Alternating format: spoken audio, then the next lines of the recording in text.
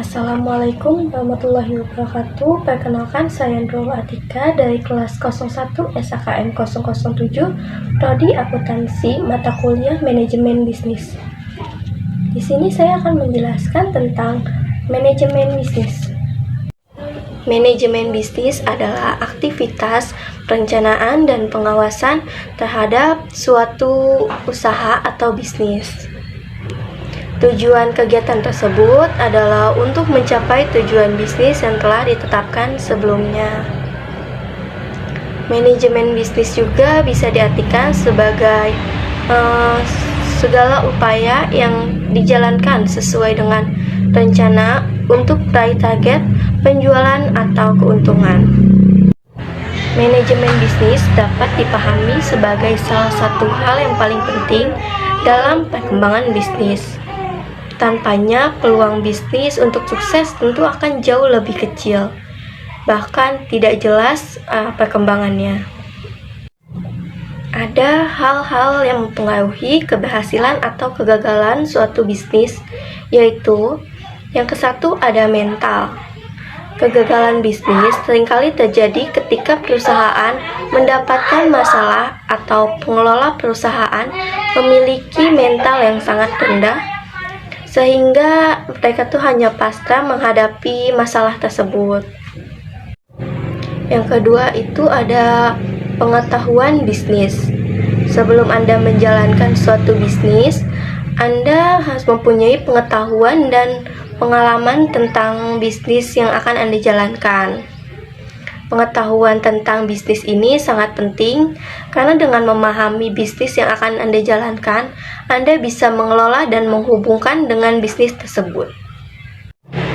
Ketiga itu ada sumber daya manusia. Semua hal yang berhubungan dengan perusahaan harus diperhatikan agar operasional administrasi bisa berjalan dengan baik. Kelalaian pemegang tertinggi perusahaan ini bisa menjadi kegagalan bisnis. Yang keempat itu ada modal.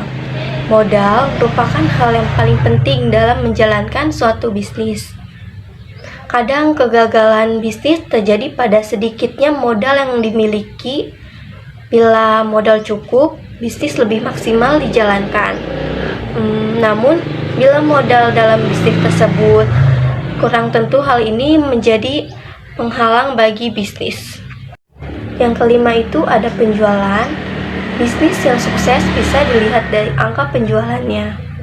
Semakin tinggi penjualannya, maka semakin tinggi pula labanya. Hal ini juga dapat menambah modal.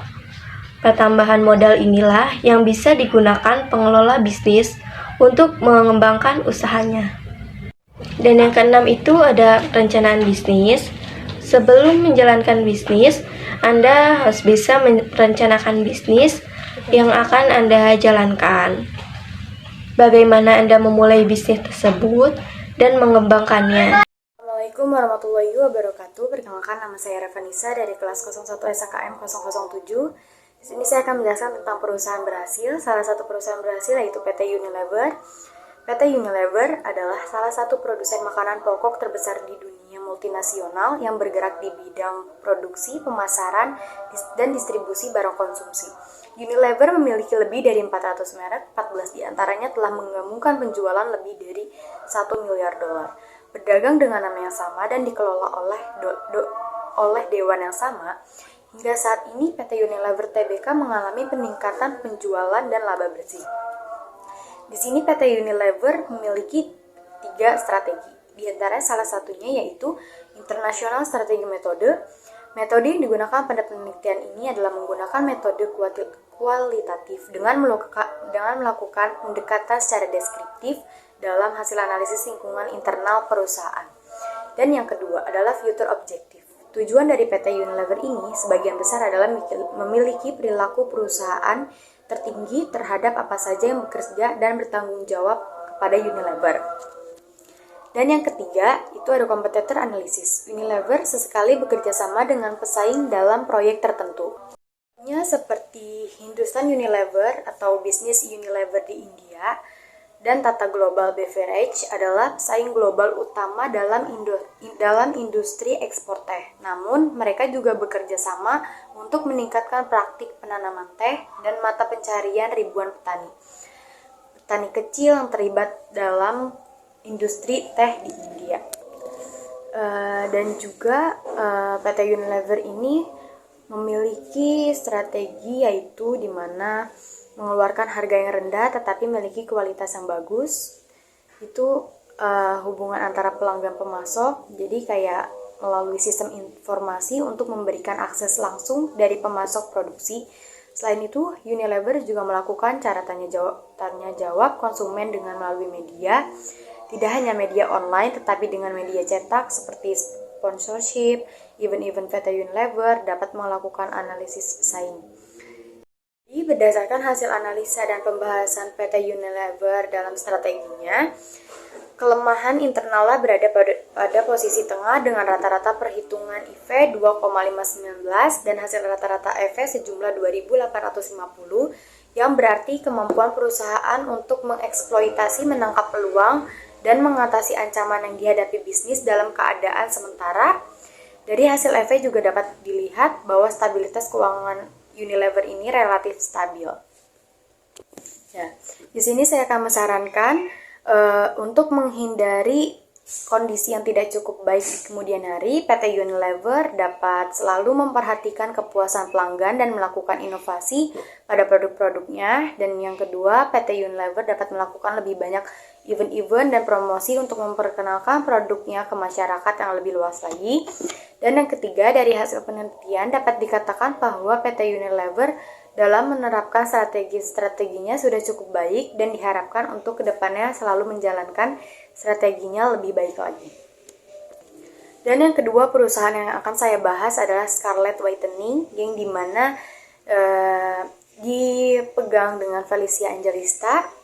Scarlett Whitening merupakan perusahaan merek lokal dalam bagian perawatan kecantikan yang dimiliki oleh artis bernama Felicia Angelista yang saya sebutkan tadi.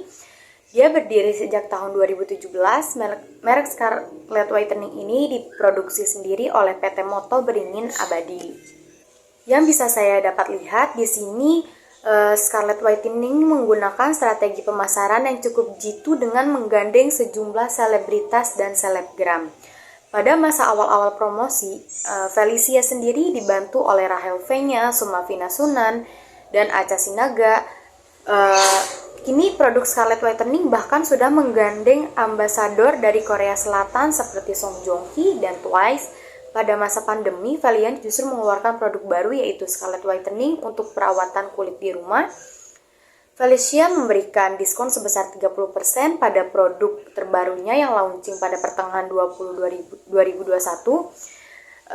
Jadi Felicia mengharap keuntungan dari banyaknya pesanan warganet yang lebih banyak menghabiskan waktu di rumah. Selain memasarkan produk melalui selebgram dan selebriti yang saya sebutkan tadi, Felicia menggandeng marketplace juga pada tahun 2018. Pada marketplace ini, Felicia sudah memiliki jutaan pengikut. Di samping itu, Scarlett Whitening juga dibanderol dengan harga yang terjangkau sehingga banyak diminati para konsumen. Omset penjualan Scarlett Whitening itu mencapai lebih dari 7 miliar dalam waktu kurang 2 minggu sejak pertama kali didirikan pada tahun 2017.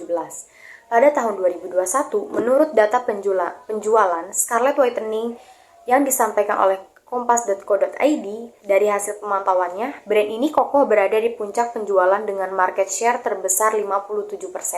Salah satu strategi pemasaran yang dilakukan oleh Scarlett ini ialah bekerja sama dengan influencer di media sosial yang seperti saya sebutkan tadi.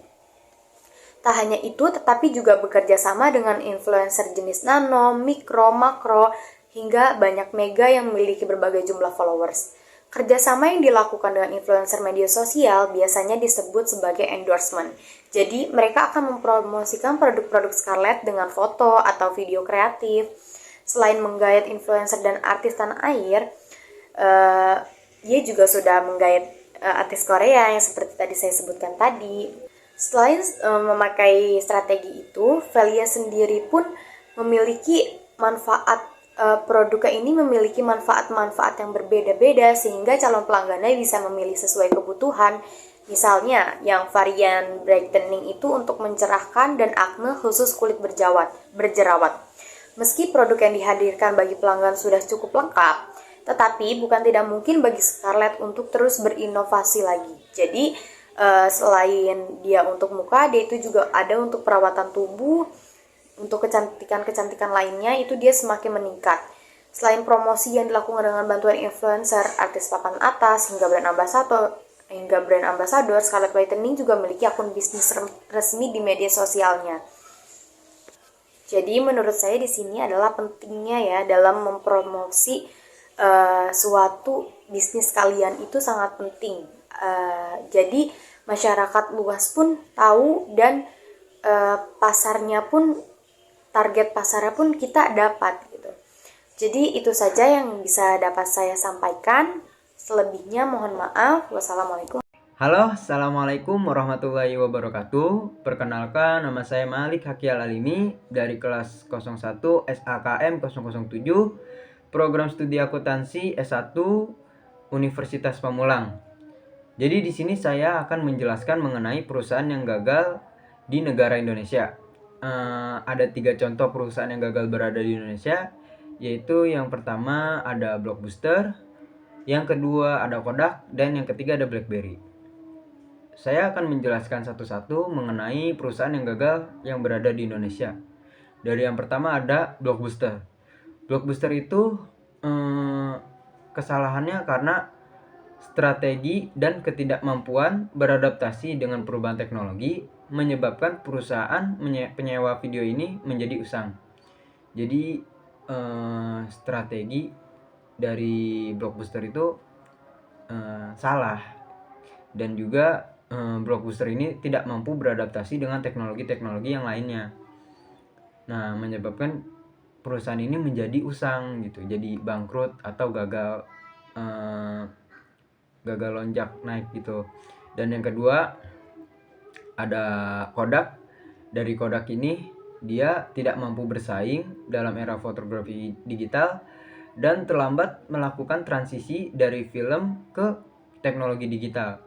Jadi si Kodak ini dia itu tidak gercep dalam melakukan pengupdatean sistemnya perusahaan dia sendiri gitu. Dan dia juga tidak mampu bersaing dengan fotografi digital lainnya. Jadi dia kalah dalam pemasaran yang pertama, dan yang kedua digital, yang ketiga sistem. Dan yang ketiga ada BlackBerry.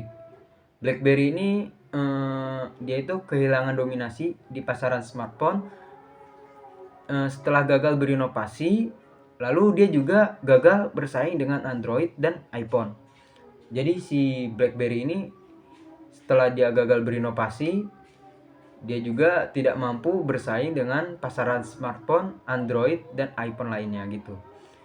Dia gagal, akhirnya dia bangkrut dan sudah tidak bangkit lagi. Dan selanjutnya ada kesimpulan. Kesimpulannya adalah perusahaan merupakan mesin kreatif, sumber daya, ekonomi, dan pendorong kemajuan. Keberhasilan perusahaan tergantung pada strategi yang baik, kemampuan mengatur, serta adaptasi dalam menghadapi perubahan. Jadi perusahaan itu adalah sumber daya ekonomi, kreatif, ya kan? Dan juga pendorong kemajuan. Jadi kalau perusahaan kita tidak di manage dengan baik, maka perusahaan ini pasti akan gagal, seperti contoh dari Blockbuster, Kodak, dan BlackBerry. Dia tidak mempunyai strategi pemasaran dan juga kurangnya memanage perusahaannya. Dia tidak berani mengambil resiko, namun dia hanya menginginkan keuntungan. Jadi dalam berusaha itu kita akan menghadapi resiko dan keuntungan. Kita tinggal memilih untuk keuntungan jangka pendek atau resiko untuk jangka panjang. Itu saja yang bisa saya sampaikan. Kurang lebihnya mohon maaf. Wassalamualaikum warahmatullahi wabarakatuh.